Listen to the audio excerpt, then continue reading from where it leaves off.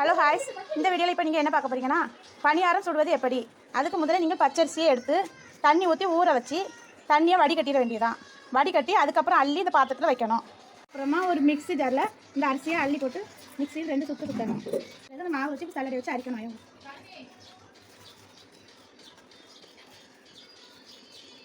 மாவு அரைச்சதுக்கப்புறம் உங்களுக்கு மாவு இப்படி தான் இருக்கும்.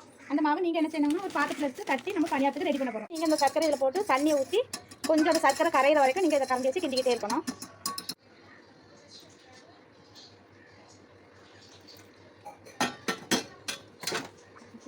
அதுக்கப்புறமா நீங்கள் நல்லா கலக்கிறதுக்கப்புறம் லைட்டாக சோடா போடணும், போட்டுக்கலாம், போடாமலே இருக்கலாம். ஆனால் நான் இப்போ லைட்டாக சோடா போடுறேன். எடுத்து சின்ன சின்னதாக இப்படி வெட்டி போட்டு மாவு கூட பிணையணும். கொஞ்சமாக நீங்கள் உப்பு சேர்த்துக்கலாம். உங்களுக்கு இனிப்பு ரொம்ப தேவைப்படுதுன்னா நீங்கள் கொஞ்சமாக சீனி சேர்த்துக்கலாம். நீங்கள் கம்மியாக தான் சாப்பிட்டீங்கன்னு சொன்னால் நீங்கள் சீனி சேர்க்க தேவையில்லை.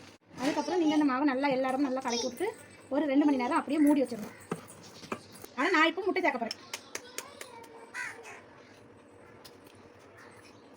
முட்டையை சேர்த்ததுக்கப்புறம் நன்றாக இப்படி கிண்டி விடணும். அப்புறம் தான் முட்டை நல்லா கறந்துட்டு இருக்கும். நமக்கு பணியாரம் நல்லா சாஃப்டாக கிடைக்கும். எண்ணெய் ஊற்றிடுவோம். இப்போ பாருங்கள், இப்போ ஊற்ற போல எப்படி பொவ்விட்டு வருதுன்னு பாருங்கள். வாவ்,